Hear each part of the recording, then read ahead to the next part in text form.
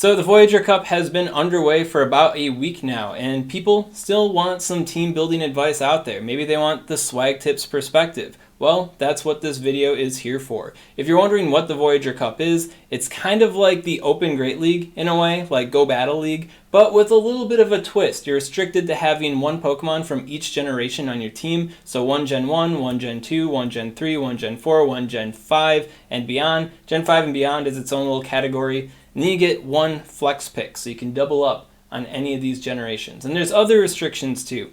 But if you don't already know about the Voyager Cup, I definitely recommend checking out silph.gg to get learned up on the Voyager Cup. So as far as Voyager Cup simplified team building goes, let's get started here. So to help guide this content along, I'm going to be using Lorma96's infographic from the Game Press team, as it hashes out all the different roles and Pokemon in a nice grid fashion for you. He also has a nice little simplified graphic here down at the bottom. This simplified graphic is basically the same idea as my double triangle one from Great League 101. So you can get the same kind of idea from that if you're familiar with my Great League 101 guide. Also, if you haven't seen my Great League 101 guide, that could help you get additional knowledge for building a Voyager Cup team, because team building for the Great League is effectively the same as here. Main thing to keep in mind is that you have Azumarill and flying types and grass types making their own kind of rock, paper, scissors. Steel types are a little bit of an apex predator, but they are held down because of fighting types and ground types being so good against them. And then because flying types, grass types, and Azumarill are so good against those two types of Pokemon, they're kind of roped in a little way too. And then as far as them against each other, it's a relatively even fight, depending on the Pokemon involved. I know what you're thinking. We didn't come here to think for ourselves, Ryan Swag. We just want the basic tips to get started for the Voyager Cup. And, well, I got some basic tips for you right here. Yeah, so for building a simple cookie cutter Voyager Cup team, like a nice template to start out with, you got Azumarill, and then you're going to want to pick a grass type. You're going to pick a heavy steel type Pokemon. A counter user. Counter user is super good. Why? Because steel type Pokemon are really good.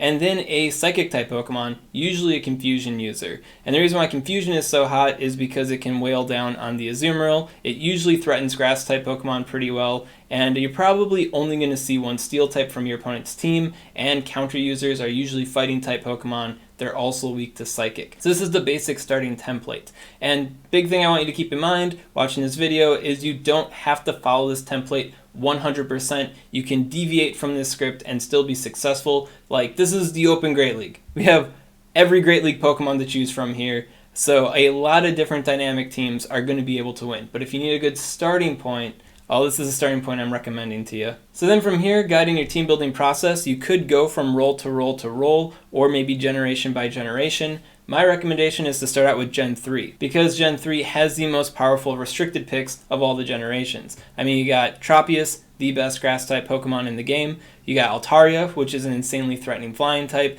And then you've got the mastermind, Registeel here. If you ever played GBL, you know all about Registeel. And then we also got to consider Deoxys Defense Form as well, because it is a counter user that doesn't have normal fighting type weaknesses and has a pretty interesting dynamic move pool. So Deoxys Defense Form can be really good. As far as the Mud Boys are concerned, I really don't think they're really worth it in this particular cup. They do have the double weakness to grass. They are, for the most part, vulnerable to Azumarill, which is pretty bad. And then counter users can have a big advantage over them. So I think the deck is a little bit stacked against these guys, so I don't really recommend them. And then Medicham, I think Medicham's a little bit of a joke of a restricted pick. It's a really good Pokemon, but as a restricted pick, we definitely have way better options. Like, a really, really good analog to Medicham is sitting right next to it, Deoxys Defense Form. So I don't know why exactly they restricted this guy. Now, as far as all the picks here, the reasons why you'd want to use one over the other, etc., you should be pretty familiar with that by now, so I'm not going to elaborate on that too much.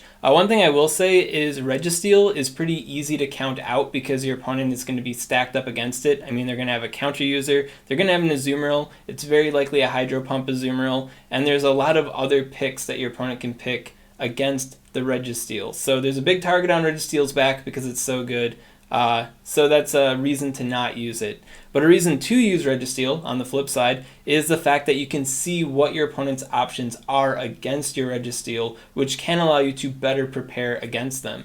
I mean, you can have Registeel on your team and not even use it. They bring in their Registeel counters, and that could put you in a good spot. So Registeel, pretty decisive Pokemon. I know a lot of people are counting it out right now, and they're going for Tropius or Altaria or Deoxys Defense Form, but Registeels are still out there winning, so don't count it out completely, guys. Then after making your Gen 3 pick, I think it's a good idea to go by role. And the first role that you should think about is the Steel type role. Basically, if you don't pick Registeel, you're going to want to consider one of these other 4 Pokemon for the Steel type job.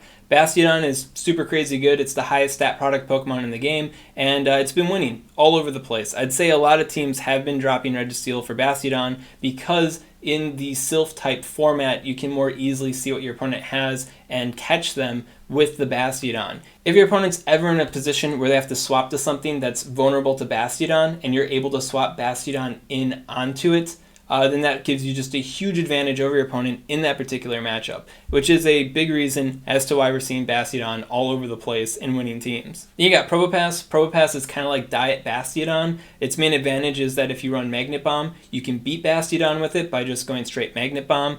Probopass also has the electric type coverage, which can make it a little bit more aggressive against Azumarill. Then we got Bronzong here, and Bronzong's really good because it is a Steel type Pokemon that also has access to Confusion. So the Grass type Pokemon, something that the Steel types might be a little risque against, you have like an absolute advantage over the vast majority of them.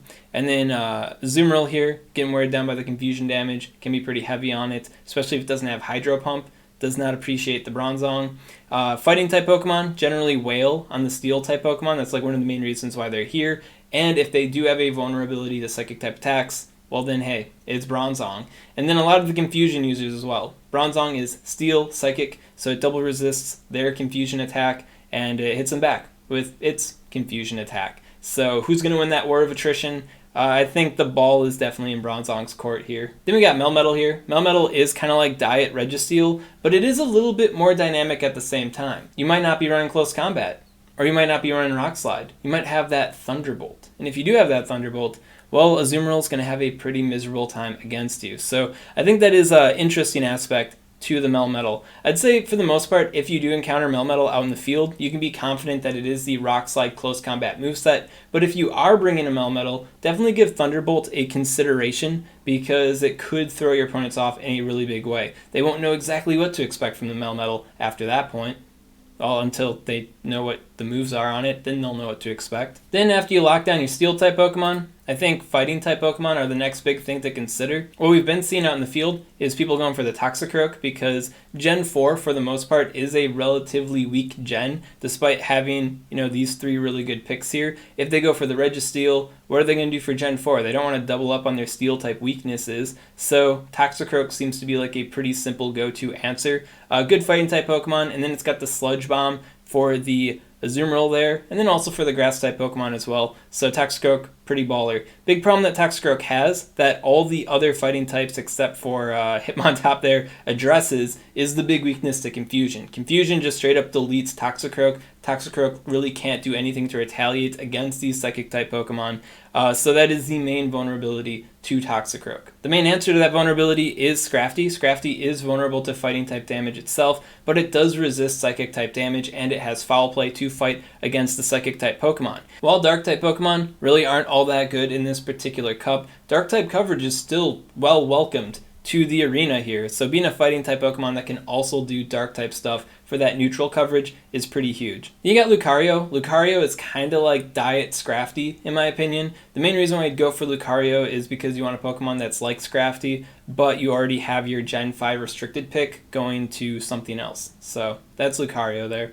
I don't really like Lucario, but if you need that role filled, Lucario is here with that Shadow Wall. Deoxys Defense Form definitely doesn't need any introduction. We got Vigoroth here though, and Vigoroth is pretty nice because it's a normal type, so it doesn't have any of the typical fighting type weaknesses, and then it's got the neutral body slammage. And while neutral damage and having a lack of resistances really isn't that good for Pokemon in PvP, Vigoroth definitely makes up for it with the aggressive body slamming and counter damage. So definitely not the first Pokemon that comes to mind when it comes to the fighting type role, but definitely one to think about, keep it in the back of your mind. And then finally we got Hitmontop here, and Hitmontop is crazy aggressive. I mean, it's got close combat, it's the only close combat user I'm really considering here for this particular cup, and close combat is insane.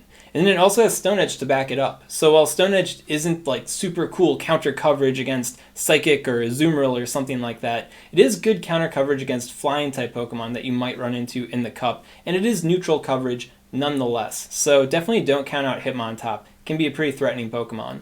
Especially if you're using like a Tropius or an Altaria on your team, then this guy's like scary. Then after fighting type Pokemon, I'd start considering your Psychic type Pokemon. First and foremost, Mew. Mew is an insane beast to consider for GBL, Open Great League, anything. If you can build a Mew, if you're not the unfortunate soul that I am and already powered up your Mew past 1500, definitely consider building Mew, because Mew is just super good, super versatile. Your opponent won't know what to expect from it until they've already faced it, and you don't even have to bring it game 1. You can bring it game 2, you can bring it game 3, so Mew is definitely a scary mystery box. As far as the best Mew moveset is concerned, you always want to go with Shadow Claw. That's basically its bread and butter fast move, because it's got good neutral coverage, and you can chonk a lot of stuff down with that Shadow Claw, giving you a crazy energy lead that nobody wants to see a Mew have when they're up against it. Then for your first charge move, it's usually going to be Psyshock or Dragon Claw, so you got that bait attack going on. A lot of people shield Mew's first attack because they're like, oh man, I don't know what this is. Is it going to nuke me outright? I'm not sure. And then it's a bait move, and now they're even further behind. So I think that's pretty good from you there. Then as far as its second charge move goes, I'm going to have that be completely on you guys, because it's going to come down to what you need at the end of the day. Do you need something to patch up your weakness to steel type Pokemon? Well, Overheat is a really good attack. You need something to threaten Skarmory or water type Pokemon. Well, you got Wild Charge for that. Maybe you want to double down on water type Pokemon and you also want to keep the Mud Boys in mind. Well, you can go for one of the grass type coverage moves there as well. So Mew has almost infinite options, and whatever sounds the best to you for your team is going to be what you're going to go with for the Mew. Of course, if you don't have a Mew and you still need that Gen 1 slot filled, Hypno. Hypno is really good. Hypno uses Confusion, so it's a Confusion user for the Psychic type Pokemon, which is nice. And then Hypno basically has like a Mew level of a variety of charge moves that it can use. Just about all Hypnos are going to want to go with Thunder Punch because it's an all-around neutral coverage type of attack, and it does let you get the win in against the Azumarill, which is nice.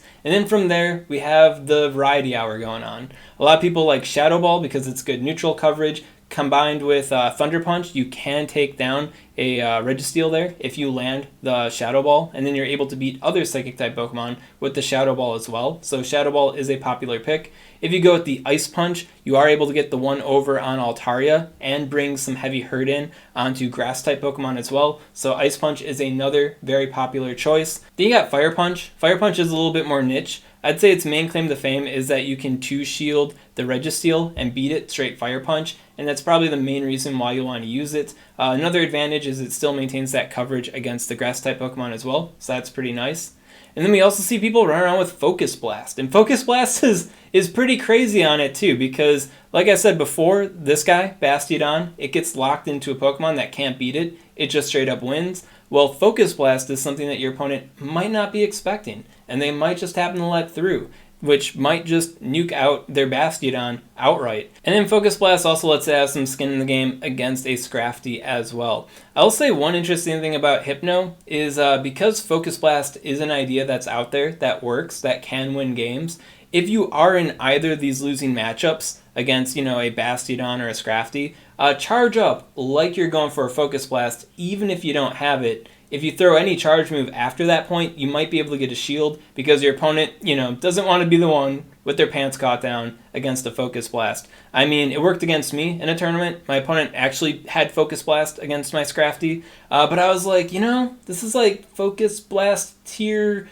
stuff right here that they're going with. I think I'm going to throw a shield. It did happen to be a Focus Blast that time, but if it wasn't, then I would have been the fool. Another thing to mention about Hypno, we're going to have like a 3-minute segment in this video on Hypno here, is you can also go with the Shadow Hypno if you have the secondary move unlocked on your Shadow Hypno. And Shadow Hypno can just straight Thunder Punch a Registeel. That's like the main thing that it has going for it in a 2-shield situation. And if you are using Fire Punch, then you can even beat Registeel in the 1-shield situation with Fire Punch on a Shadow Hypno. So Shadow Hypno, less bulky, more aggressive. Definitely worth thinking about. I know Toxicroak doesn't want to see it, That's for sure. And then we got the other Psychic type Pokemon to consider. First up here we have Jirachi. Jirachi is kind of like Diet Bronzong in a way. It doesn't have that ground type coverage to really hammer in Steel type Pokemon, but it does have the Doom Desire. And the Doom Desire does make it a bit better in more neutral situations. For example, Jirachi versus the Altaria or the Azumarill, for example, is going to be a lot nicer than it would be for the Bronzong.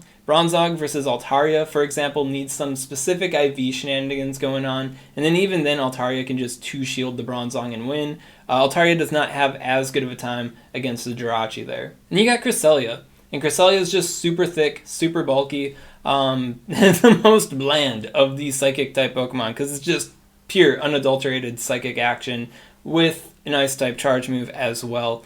I'm not super in favor of the Cresselia in this particular cup, but I do think it's good enough to have in the back of your mind. For example, Cresselia can outbulk the Azumarill there, and Cresselia does have an advantage over the majority of the fighting type Pokemon, so 2 good reasons at a base to think about Cresselia. Then after Psychic type Pokemon, you only have one more type to think about, and that's Grass type. The reason why I feel like Grass types should be saved more towards the end of the team building process is because you're already, Swiss cheesing the generations that you can pick from. So what you have left kind of dictates what Grass types you can go with. In that respect, a lot of teams do see Grass types as their flex pick at the end because any generation can use a really good Grass type. As far as the variety in the role goes, if you want a Grass type that has an advantage against Steel type Pokemon, I marked them with the gray dots here. So, you got Meganium first and foremost. You got Cherrim. Cherrim's got that aggressive Fire type damage, keeping it threatening on Grass type Pokemon as well. And then you also got Ludicolo. Ludicolo's got the Hydro Pump. Steel type Pokemon, don't want to deal with that one. I feel with the Energy Ball buff, there really isn't as much of a call for Razor Leaf Ludicolo anymore. So if you do want to do a Grass type Ludicolo, then definitely consider the Energy Ball on it. Then you got Shiftry and the Ferrothorn here, which are really good against Confusion users as well. They resist the Psychic type damage and are just like a big NO when these guys see it. They don't like seeing these two. They see these two, Psychic type Pokemon might not be showing up in your opponent's 3. And then Charm users are still out there.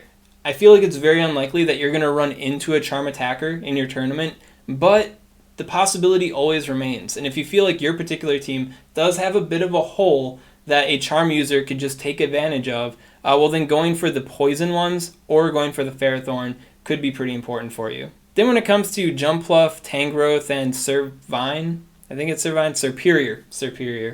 When it comes to these 3, I don't really like them that much. I feel like they are a little bit more watered down compared to the other Grass type options, but if you do need a flying Grass type Pokemon and you can't use Tropius, well then of course that fills the role. If you want a Grass type Pokemon with Rock type coverage, this guy here has Rock Slide. And then if you want a Grass type with flying type coverage but you don't want it to be airborne, I guess Serperior.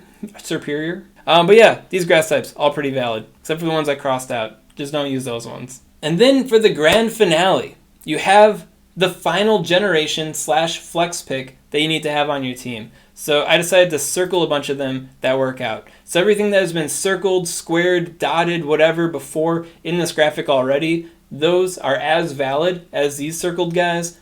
When it comes to the final pick though, I feel like these stand above the not highlighted options in this video. First up, we got Charm users. I feel like there are a lot of teams that are really open to Charm damage because they don't expect to see Charm in this particular cup. For example, I don't even recommend bringing Charm first and foremost to this cup, but you could. And if your opponent doesn't have multiple answers to Charm, Charm could just run straight through them. Then when it comes to the other Gen 1 picks here, Gen 1 is kind of a relatively weak gen. If you don't want to use the Grass type slot for Gen 1 and you're not too sold on Hypno or Mew, well then you're kind of left with these 4 Pokemon to choose between. All of them are good for various reasons. I don't have to elaborate too much on it. I think you guys at this point already know how a Charizard and a Haunter and a Lapras works. I would say with the Dugong, the only reason why you'd want Dugong is for the double legacy Ice Shard, Icy Wind moveset. If you have that moveset on a Dugong and it's got somewhat good IVs, then you're probably already bringing it into this cup. And if you do have that one and you don't know about it, just start looking up Sims on it because this thing's stupid. Then when it comes to Gen 2, Gen 2 has really good flying type Pokemon. I think it's the only gen, aside from Gen 3 restricted picks, that has really good flying type Pokemon. So if you want a little bit extra going on against grass type Pokemon, this is a really good group to consider. Skarmory is here. You might be thinking, Skarmory versus Azumarill, what's going on, Ryan Swag? Why would I ever consider Skarmory when we want to use Azumarill here? Well, Azumarill is mostly here for steel type Pokemon, and then it also has like that additional maybe threat against grass type Pokemon, and then it also does stuff against fighting type Pokemon. Well, chances are your opponent's only going to be running one steel type Pokemon. So if you have a bajillion other answers to that one steel type Pokemon, then Azumarill is looking a little bit less flavorful. And then when it comes to grass type threat and fighting type threat, well, flying types kind of do it better in a way, especially since they don't have to worry about Sludge Bomb that much, right? So in that respect, Skarmory could be a really good option for your team. Now, if you don't want to completely give up Azumarill, but you definitely want some flying type action going on, Mantine is a really good in-between option. I'd say in a lot of different ways it can be better than Azumarill. Definitely not the same exact thing as Azumarill, but if you want some more flying type to your Azumarill, then definitely consider using Mantine. Bullet Seed, definitely not that good. Wing Attack or Bubble. Bubble is going to be good against steel type Pokemon. Wing Attack is going to give you more of a play against grass types and the Azumarill itself. And when it comes to Noctowl and Lugia, they're on here because I know they're good. And I know a lot of people know how to use them really well, and they work out for them. But I'd say for the mass population, they don't really work out all that well, and I don't really like using them that much. So they're on the graphic. I got them circled. I don't really like them. You might like them though. Then for Gen 3, I'm highlighting the Sableye and the Shiftry here, along with the other Pokemon I already have circled. It's unlikely that you're going to be using Gen 3 for your flex pick, but if you do, two more Pokemon to think about here, and that is Shiftry and Sableye. Now the reason why I'm considering these two Pokemon, dark types, and not Umbreon, is because they got a little bit more going on than Umbreon does. Shiftry is a dark type that can also do grass type stuff, and then Sableye here is a ghost type Pokemon with a whole bag of tricks behind it. Just highlighting again for you guys, letting you know that these are two good Pokemon to consider if they work out for your team in your final team building process.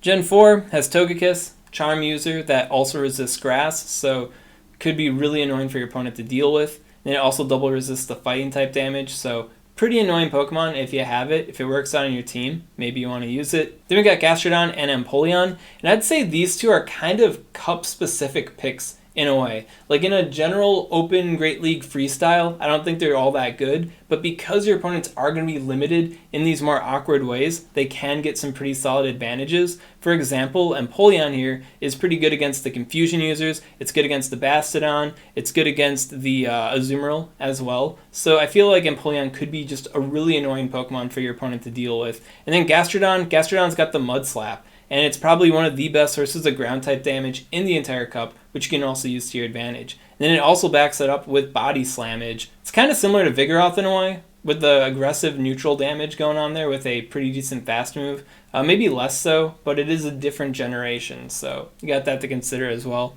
And then finally, we got Gen 5. And Gen 5's got all the cool stuff. I mean, we got a Lowland Marowak. A Lowland Marowak completely ruins Registeel's life and is a really good neutral Pokemon to just throw into just about anything in general. So yeah, why not consider a Lowland Marowak? And then you also have a Lowland Muck. A Lowland Muck has dark type coverage and is a poison type Pokemon. So dark type Pokemon that is doing other things as well. And yeah, Lowland Muck can be really annoying for like an Azumarill or a Registeel or an Altaria or a grass type Pokemon to deal with. And then a Lowland Marowak definitely does not enjoy seeing a Lowland Muck, so there's that to consider as well. Then you got Alolan Raichu. Alolan Raichu was like the buster in the preseason for Go Battle League, and it's still really good here too, especially in a cup where Registeel and Azumarill are going to be in a lot of places. I'd say in this particular cup, you might want to consider taking Grass Knot off and going with Wild Charge. Reason being is because it's very unlikely for you to run into a Mudboy, and then Wild Charge would be basically doing the same exact thing that Grass Knot would be doing, but better. And with that additional damage from Wild Charge, you could even potentially take down an Altaria, which is pretty big. Altaria, are they going to shield the Wild Charge? I don't know, but if you land it, you can win that matchup now. And then finally, this Pokemon needs no introduction. It is the Stunfisk, and Stunfisk is quite possibly the best Mudboy in this entire cup. The reason why is because it's a non-restricted pick, it's in Gen 5, and it has like premium plays against Bastiodon and the Skarmory. Like Skarmory and Bastiodon, that's like the main advantage to using Stunfisk, and if you run into teams that use those Pokemon, Stunfisk just completely dominates them. Then you also have plays into Registeel and Azumarill as well, so all around Stunfisk is a pretty solid aggressive guy. And if your opponent is using the Toxicroak there, I mean Mud Bomb spam, Toxicroak does not want to deal with that at all. So Stunfisk, definitely a really powerful Pokemon. That said, it still falls short against Grass-type Pokemon, doesn't do so hot against Altaria teams either, and can struggle against the Registeel and the Azumarill, so don't put too much faith into Stunfisk if you do end up running it. It's like really crazy good when it's good, but it's not always good.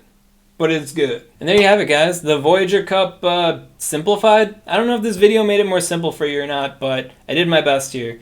Take you back to the basics here. Azumarill, Grass-type Pokemon, Steel-type Pokemon, Counter User, Psychic-type Pokemon. That's the basic template. But of course, we do have the entire Great League open to us, so you can break that mold in so many different ways. So don't go thinking that this is the only way to run it. Whew, man, that video ran a little bit longer than I wanted it to, but I mean, it's the whole entire Great League there, so what do you want from me, guys, right?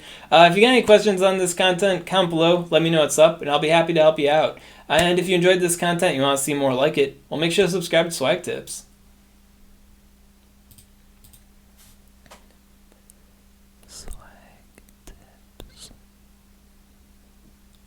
I'd also like to give a special shout out to these Patreon supporters. If you want to support the Swagman on Patreon, well, link in the description.